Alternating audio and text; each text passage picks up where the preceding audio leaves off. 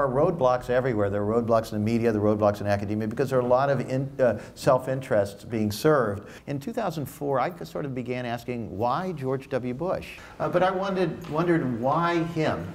And all you have to do is grab a stack of documents called campaign finance reports and look through them, and you start seeing the story. It's his business to be a pest. It's his business to be persistent. It's the only way that he learns anything. It's the only way that he digs deeper than anybody else ever gets around to digging, and finds out anything useful and original.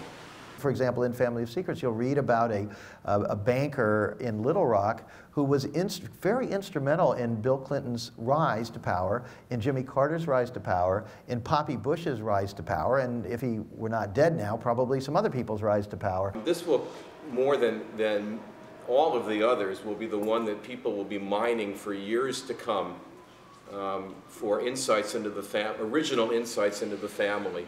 And people will be developing the ideas on which Russ broke new ground. And so if you covered Watergate and Nixon was the bad guy, and you spent years, I mean, you'll see the quote in the book, Lowell Weicker, who, one of the key people who brought Nixon down, when I told him what was in the book, he said, so you're telling me that my entire life's work, you know, everything I did is worthless. He said, I don't want to read your book.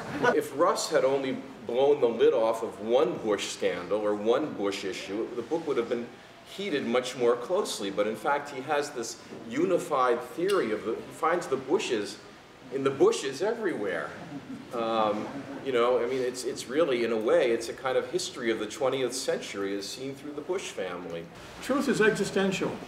It happens, and if you don't want to believe it, don't, but it doesn't depend on you believing it. It's there. To understand the Bushes and to understand what's really going on in the country, you need to know who all these people are who you never heard of. Because if you only look, as most of the media does, as the big names, you don't have a story. Because the big names don't actually do anything themselves. It's always other people who do it. Half of Family of Secrets is specifically about Poppy Bush and his secret life. And this secret life is completely missing from all these, you know, books by the famous historians who are on TV all the time. They don't have any of this stuff. They say, he was an oil man and he drove his car out to Texas to make it on his own, and then he did this, and then he did that, and then he was a diplomat, you know. And in every case, what I found was he had no idea what he was doing. But they put him in there because he was part of this intelligence oil apparatus, and he would always do the bidding of, let's say, more decisive individuals. But the whistleblowers, people who inside agencies, are so fed up and so angry and really unhappy about the way the country is trending or their agency is trending. Those people sometimes give you the information and put themselves at risk. A shorter guy whose hat is being played with is the Vice President of the United States. The one who's playing with it and seems to be in command here is a guy named Senator Prescott Bush. Okay, the grandfather of W. There you start seeing the apparatus. Richard Nixon had to do what these people told him to do. And in fact, as I reveal in Family of Secrets, they put Richard Nixon into politics in the beginning.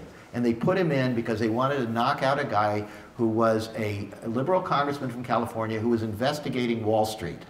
The book has so many things I can't possibly begin to do justice, but I will also tell you that there are two declassified memos I have in here that show where George Bush was. One of them is a declassified memo that shows that J. Edgar Hoover was involved with a briefing on the day after the assassination, and they were talking about Cuban exiles and the Kennedy assassination, and they were having a briefing with people from two different intelligence agencies, and they named them.